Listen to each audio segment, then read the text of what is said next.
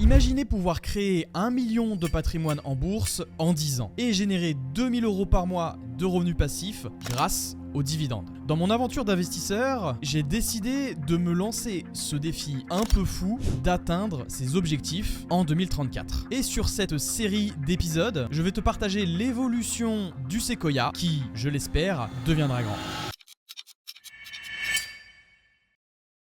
Investisseur, j'espère que tu as la forme, c'est Sonny de Sequoia. On se retrouve pour la deuxième édition de 0 à 1 million et où je vais te présenter l'évolution de mon patrimoine et de mes dividendes. Ici, aujourd'hui, on va voir particulièrement l'évolution, mais sur juin 2024, pour vraiment te présenter étape par étape l'objectif que je me suis fixé en 2034 qui est d'atteindre justement ce millions d'euros. Depuis 2020, déjà, il faut savoir qu'il y a une chose sur l'évolution de mon portefeuille sur mon CTO. À l'heure actuelle, en novembre 2020, on est où j'étais à 6182 € et j'ai évolué au fur et à mesure de mes investissements et de mes différentes stratégies. Je suis passé à plus de 111 000 €. Dans cette vidéo également, tu vas découvrir l'évolution de mon patrimoine en bourse jusqu'à atteindre 1 million. Donc c'est pour ça que cette série de vidéos existe. C'est pour te présenter l'évolution du séquoia. Je te présente également sur cette diapositive l'évolution, enfin en tout cas les revenus passifs que j'ai reçus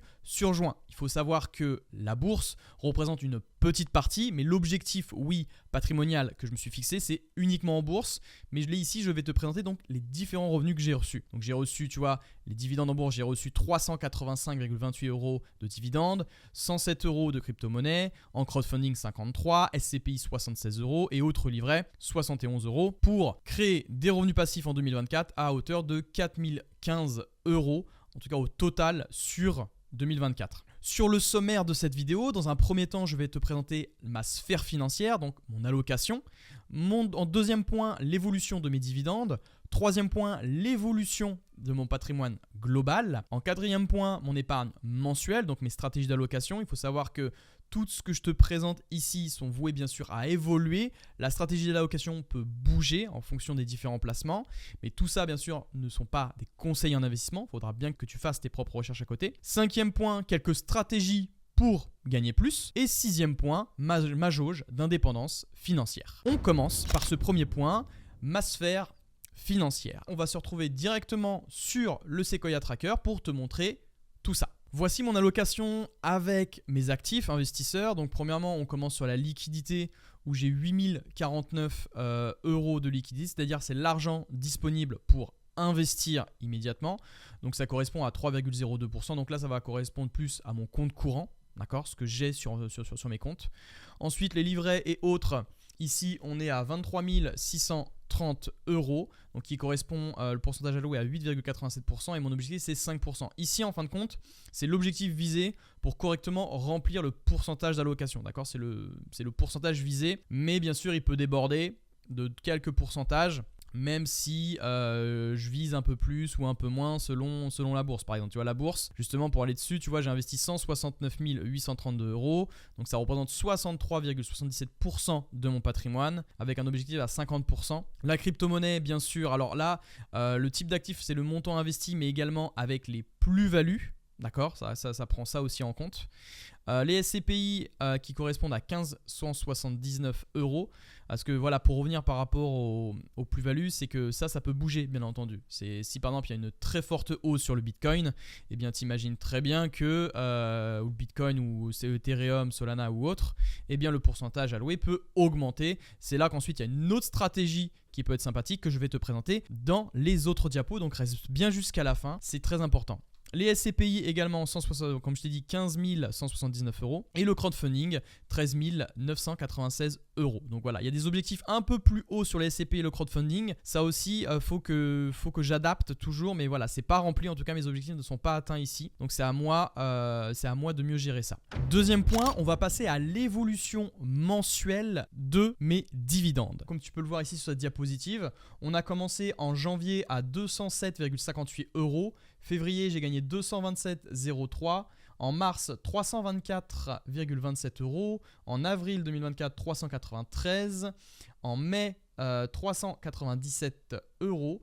Et en juin, on a descendu un petit peu. On est passé à 385,28 euros. Donc ça reste quand même bien, très bien. Sachant que ces montants, d'accord, sont réinvestis au sein de mon portefeuille, au sein des actions où je perçois ces dividendes-là, pour donc un total perçu de 1934,73 euros. On se retrouve maintenant sur le Sequoia Tracker. Alors il faut savoir que ces outils que je partage, notamment le Sequoia Tracker, est un outil qui est disponible pour les membres de l'écosystème Sequoia au sein du programme Bachelor Investor. Si tu es intéressé d'ailleurs pour rejoindre ce programme et à ton tour bâtir et construire ton avenir financier, eh bien tu peux réserver un appel. C'est le premier lien dans la description. Cet appel est 100% gratuit. Tu passeras soit un appel avec moi ou un membre de mon équipe pour vraiment te présenter l'écosystème et le programme Sequoia, savoir s'il est fait pour toi. Ici maintenant, quand on remarque, tu vois, l'évolution de mes dividendes. Tu as vu, c'est l'évolution mensuelle, mais c'est aussi l'évolution globale de mes dividendes.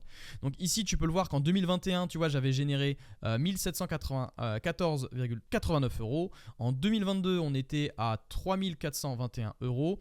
En 2023, 3831 euros. Et en 2024, 1934,73 euros. Donc grosso modo, tu vois qu'en 2024, ça commence à revenir un petit peu.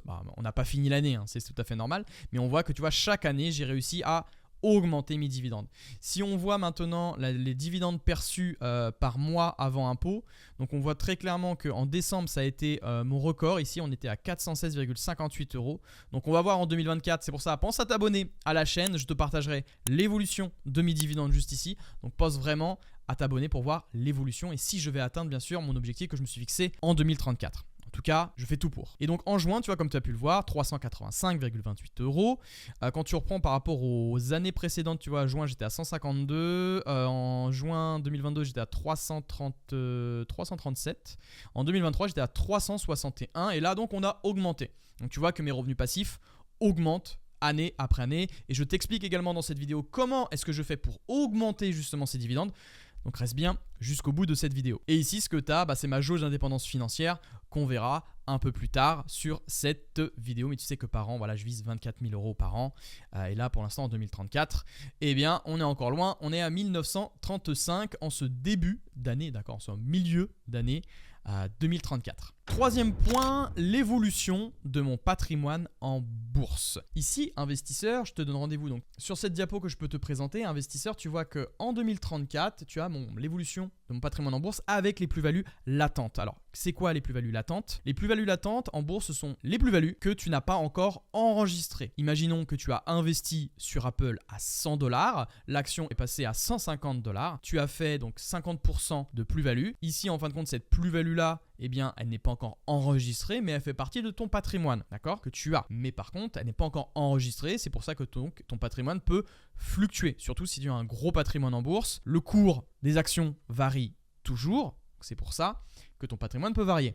Et donc ici en janvier, tu vois que j'étais à 125 105 euros pour monter tout doucement en juin à 159 905 euros. Si on va maintenant sur l'évolution de mon Sequoia, tu vois le patrimoine juste ici, tu vois très clairement qu'en janvier on était à 125, 5 février 127, 142, 157, 153 409, 155 233 et là 159 905. Tu vois que ça évolue doucement mais sûrement. Donc c'est dû à plusieurs choses que je vais t'expliquer notamment au cours de cette vidéo. Donc reste bien jusqu'au bout, investisseur. Et n'hésite pas à me dire aussi en commentaire combien est-ce que toi tu as de patrimoine en bourse, combien est-ce que tu as investi pour qu'on puisse échanger ensemble. Et en passant dans la zone des commentaires, pense à laisser un petit pouce bleu et à t'abonner. Quatrième point, mon épargne mensuelle en bourse. Ici, pour atteindre mon objectif mensuel, tu vois très clairement que sur mon PEA, j'investis, donc à titre perso, j'investis 1000 euros par mois. Alors, comme je te l'ai dit, cette épargne mensuelle peut évoluer. Soit je peux le réallouer vers d'autres actifs, soit je peux réduire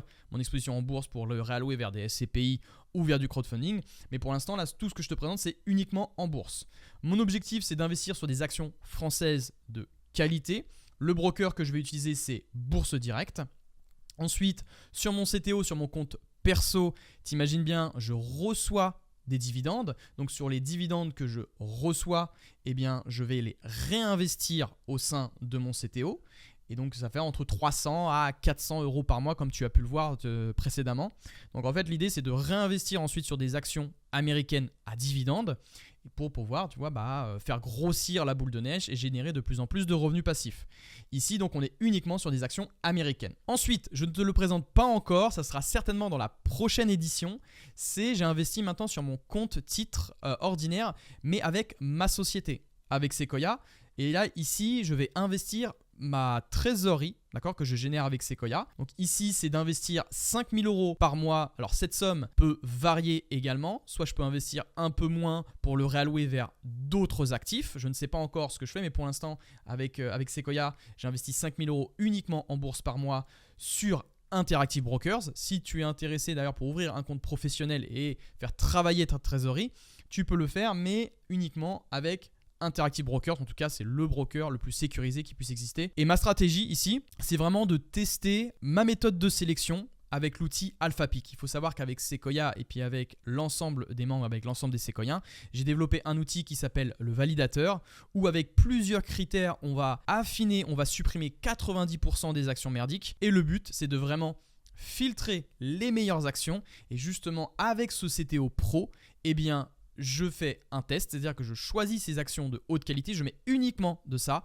et je teste leur performance afin de savoir si l'outil que j'utilise avec l'AlphaPick est cohérent par rapport aux performances que je vise. Donc après, bien entendu, ça reste mes objectifs personnels mensuels, mais tu peux très bien le faire à ton échelle quand tu commences, mettre de petites sommes par mois.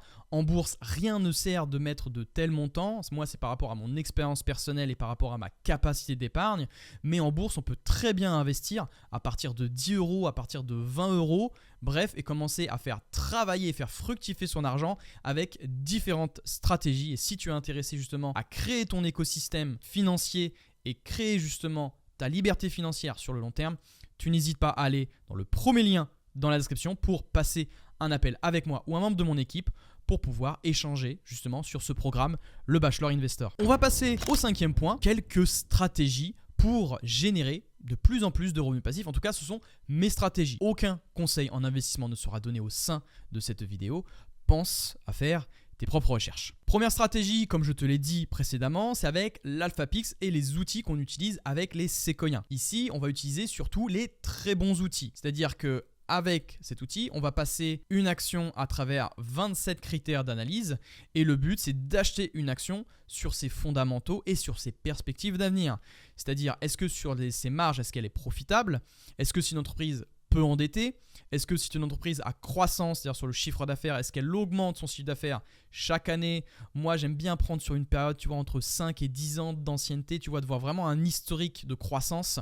Parce que comme le disait Warren Buffett, et ça c'est très important, on ne prend jamais de décision d'investissement, on n'achète jamais une entreprise sur des résultats exceptionnels d'un an. On analyse toujours sur une période de 5 à 10 ans afin de voir un petit peu, de prendre le pouls, de prendre l'essence, l'ADN, savoir si c'est vraiment une entreprise qui génère de plus en plus d'argent et qui a ça dans le sang, tu vois, vraiment qu'elle est capable de bien manager son équipe, qu'elle est capable de bien faire grossir la boîte, qu'elle est capable de bien sélectionner, de bien investir son argent. Quand je parle justement de bien investir son argent, d'être bien rentable sur ses capitaux, que ce soit les capitaux propres employés ou que ce soit les capitaux propres investis. Et également, on va regarder la croissance du dividende. Tout ça, c'est très important avant de sélectionner une entreprise. Et en parlant de ça, justement, eh bien, j'ai réalisé d'ailleurs de très bonnes performances sur les entreprises que j'ai choisies. Et donc, ce que je te présente, tu vois, juste à droite, là, tu as mes plus-values sur certaines entreprises qui m'ont généré entre 15 et 20% par an. Bien entendu, ça ce sont des gains, mais bien entendu, au sein de mon portefeuille, je partage également les pertes, les mauvais choix que j'ai réalisés avec les Sequoiens. Et quand je te parle, tu vois, d'acheter des actions de qualité qui font croître leurs dividendes, c'est pour faire ça. C'est-à-dire que là, tu vois que depuis 2021, 2022, 2023 et 2024, tu vois ici, c'est les dividendes que j'ai reçus de Realty Income. C'est une REIT, c'est-à-dire que c'est une société immobilière cotée en bourse, mais cotée US. Tu vois qu'à force de réinvestir les dividendes attends, je dis par attention, d'accord, on va être transparent et je vais être honnête avec toi, ce n'est pas uniquement grâce aux dividendes que je réinvestis. C'est oui, grâce aux dividendes que je réinvestis, mais c'est grâce également au réinvestissement, d'accord, que je fais avec mon épargne, d'accord. J'ai réinvesti sur cette action, mais tu vois très clairement que grâce aux dividendes que je réinvestis, donc les intérêts composés, je fais fonctionner la boule de neige, c'est-à-dire les intérêts que je perçois sont réinvestis sur l'action, donc il y a ça, mais il y a aussi l'augmentation, la croissance du dividende, d'accord. Je vais te dire une bêtise, par exemple, Rate Income verse 1 $, d'accord, de dividende, l'année prochaine, elle va peut-être verser 1,10 $, d'accord. Elle augmente petit à petit, tu vois, en pourcentage son dividende, ce qui fait donc augmenter, d'accord, mon dividende chaque année, en plus de mon épargne mensuelle. Donc comme tu peux le voir, on était à 8,30 en 2021, 11,66, 15,64 et 20,40. Et tu peux avoir des entreprises exceptionnelles également, comme Evolution AB. En 2017, tu vois, elle a eu une croissance exponentielle de son dividende. Elle a commencé avec 0,10 $ et elle a augmenté, tu vois, maintenant à 2,88 $, ce qui fait x28 sur le dividende. Donc honnêtement, avec un dividende comme ça, le YOC, si tu n'as pas bougé ton rendement sur coût, d'accord, tu peux te retrouver avec des rendements d'au-dessus de 40%. D'ailleurs, j'avais fait une vidéo où j'ai parlé justement du yield on cost, donc n'hésite pas. Allez jeter un œil sur ma chaîne. Tu verras que je parle beaucoup aussi de Evolution AB et est-ce que le dividende enrichit ou non l'actionnaire. Ça aussi, voilà, je te le mets, je te mets juste là. Tu pourras t'abonner à ma chaîne et tu pourras voir cette vidéo justement. Également, donc ça, c'est un deuxième point, donc que je t'ai déjà fait part d'ailleurs. Donc j'ai anticipé le deuxième point, c'est de réinvestir, d'accord, sans cesse les dividendes que je perçois pour faire grossir la boule de neige. C'est-à-dire que depuis 3 ans, je fais que ça. Les intérêts perçus alimentent de nouveaux intérêts qui, de ces nouveaux intérêts, produisent de nouveaux intérêts, etc. etc. Et ça, c'est vraiment sans exception. Parce que je sais qu'on peut être tenté de se dire, bon allez, je vais retirer ça uniquement pour faire un petit ciné, pour faire un petit restaurant, parce que je pourrais le faire honnêtement avec ces dividendes-là. Mais je ne le fais pas parce que j'ai un objectif que j'ai tenu avec les Séquoiens, j'ai un objectif que j'ai tenu avec toi et que je veux te partager au sein de cette chaîne. C'est pour ça que je te le partage. Donc n'hésite pas également à t'abonner si ça te plaît. Troisièmement, tu as certainement entendu parler, j'ai déjà parlé de ça, c'est de rééquilibrer son portefeuille. C'est-à-dire que les plus-values, d'accord, j'ai réalisé des plus-values sur certaines entreprises, j'ai décidé de les vendre pour les réallouer vers d'autres entreprises. Donc tu vois, j'ai réalisé des résultats, tu vois, plus 400, plus ça, ce sont pas des dividendes. Attention, ce sont des plus-values. J'ai généré des plus-values, j'ai revendu pour les réallouer vers d'autres entreprises. Tu peux le faire par exemple si ton entreprise est surévaluée, si la vision de l'entreprise ne correspond plus à tes attentes. Si tu as trop d'actions dans ton portefeuille, moi c'est ce que j'ai fait personnellement quand j'ai commencé, j'avais beaucoup trop d'actions au sein de mon portefeuille, j'en ai donc revendu. Et donc parfois j'ai vendu trop tôt également et je peux m'en mordre un peu les doigts aussi. Quatrième point, j'évite d'être trop statique sur mes investissements et je vais travailler vraiment la liquidité. Sur Trade Republic par exemple, il y a un taux, alors ça s'appuie d'accord sur les taux directeurs de la Banque Centrale Européenne qui est à 3,75 à l'heure actuelle où tu m'écoutes. Donc sur la liquidité non investie, il faut savoir que Trade Republic redonne justement ce taux d'intérêt. Donc en fait moi j'ai mis en espèces, tu vois, 16 630 € sur mon compte Trade Republic et l'idée tu vois c'est de générer des intérêts mensuels parce qu'il faut savoir que sur Trade Republic, ce taux d'intérêt là sont versés mensuellement. Donc en fait ton taux d'incrémentation de tes dividendes, de tes intérêts vers d'autres actifs est beaucoup plus rapide que d'attendre une année complète. Là, tu réinvestis beaucoup plus vite. Et en parallèle de ça, tu vois, j'ai créé un plan d'investissement programmé sur le Nasdaq 100. Tu vois, tous les mois, j'ai créé ça. Je mets 100 € par mois sur le Nasdaq 100. Et l'idée, tu vois, c'est de faire grossir aussi sur mon ETF